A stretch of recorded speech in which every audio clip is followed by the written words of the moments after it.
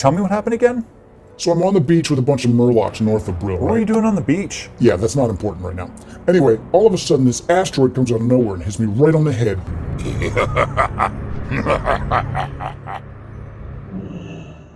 Hey, Tudor, shoot. Oh, hey, Sophie, what's going on? Hey, Soph. Hey, I'm in the middle of a presentation on WoW and education. Could you help me out? Ooh, an educational presentation. That sounds interesting. Sure. Sounds great, but let's go somewhere a little more comfortable. Sounds great, thanks, let's go.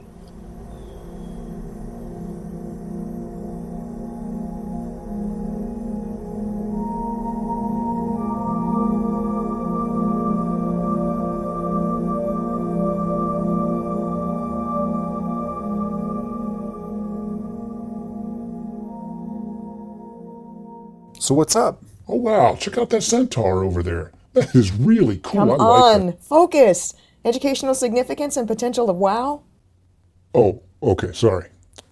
Shoot and I both believe that somewhere along the line, fun has been taken out of education, and we think that's wrong.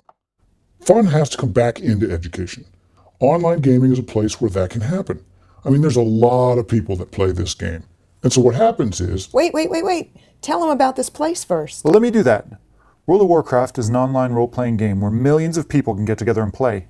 And learn. We're talking 8 million people, and they all pay to play. Why, you ask? It's big, it's engaging, it's dynamic, and look around. It's gorgeous. And it really is big. It's enormous. There's so much going on in so many places where a person can roam around and play alone.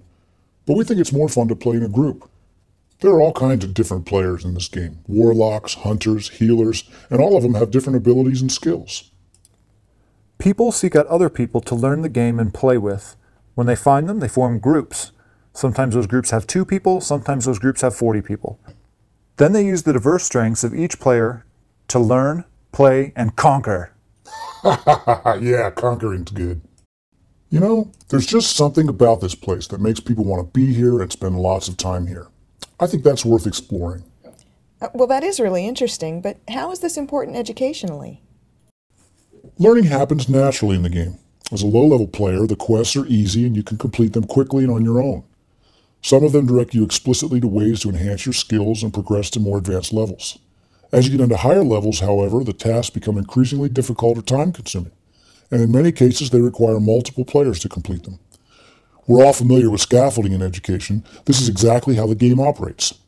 If you're trying to learn about learning, these games are a great example of the scaffolding technique, and besides that, they're a lot of fun. Another thing is good assessment. In the game, assessment is immediate, proximal to the actual performance, and accurate, measures the skill target at hand. If you master the skill, you succeed and complete the quest. If not, you fail. Hell, maybe you'll even die. If that happens, the graveyards are set up to send you back immediately to try again. On the other hand, in a traditional classroom, feedback on performance is delayed and not necessarily on target. Like when I grade a student's paper, in actuality I might be grading them on writing skills, but that's not something I taught them. Also, the rewards in the game are things that directly enhance my abilities down the road, getting better gear. In other words, they are useful and meaningful in the context of the game. The gear you get in the game is concrete, and you can utilize it to your advantage, whereas the grades we distribute in class are abstract. Just because you get an A doesn't mean you're better equipped to do more. You can't necessarily take that A and do something meaningful with it. Cool, I'm convinced. WoW models some important aspects of good teaching and learning. It's not just learning about learning that the game offers. Educationally, there are many other disciplines that we're already familiar with that are relevant in the game. Different aspects of the game lend themselves as useful learning contexts for other disciplines besides education, such as economics, foreign language, geography, social sciences, even English as a second language. More teachers are using games like this in their university courses. They see the potential for social gaming as a way to enhance the content delivered traditionally and reach out to learners in different ways. For example, a German professor actually holds tutorial sessions on a German language server, completing quests with students while they practice the subjunctive tense in German. Basic economic principles like supply and demand are easily demonstrated through components like vendors, an auction house, and informal trade among players. An Intro to Qualitative Methods class could go into WoW to practice interviewing techniques.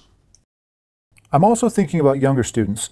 With so many kids involved in gaming, we could think about entering a world they prefer, bringing education to them on their terms for a change. Maybe they'd be more engaged in learning our curriculum if we presented it to them in places like WoW. If you think about reading and writing, there's a whole bunch of literacy work that players already participate in through web-based forums. The WoW Wiki, Thoughtbot, Alakazam. Their play experiences could be a basis for writing essays or creative writing about their avatar. Mathematics works too, calculating how long it takes to accumulate certain materials, the market value of single items versus a stack of them, or figuring out how to divvy the loot of your rewards. Anything goes. Wow, that's a lot. Kind of makes my head hurt. Anybody else want a drink? Let's go to a bar. Oh yeah, beer, let's go.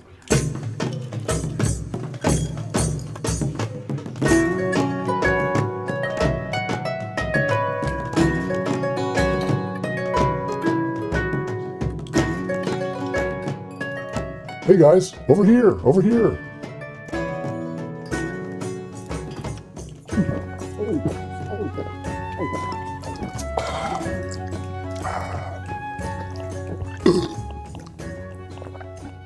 Y'all got me thinking now. What about metaphorically? For example, we make kids go to school. We make them do their work. We make them, blah, blah, blah. Sure, some dig into it, but a lot of them will say things like, why do we have to learn this? Or what am I going to do with this in real life?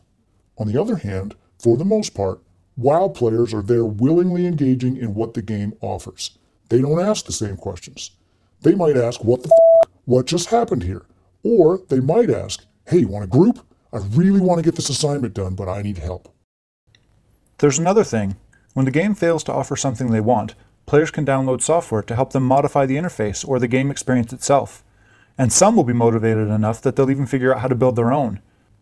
When the gaming community demonstrates enough support for these modifications, Blizzard, the company that developed WoW, acknowledges and accommodates, incorporating them into its free upgrades. So these mods? That's agency in the context of the game. Not everyone has the know-how to build them, but there's a community network that shares what others have built. Hey, thanks, guys. This has been great. You've given us a lot to think about. Okay, thanks. We'll see you later, Soph. Bye. Bye. Go. Oh, watch your step.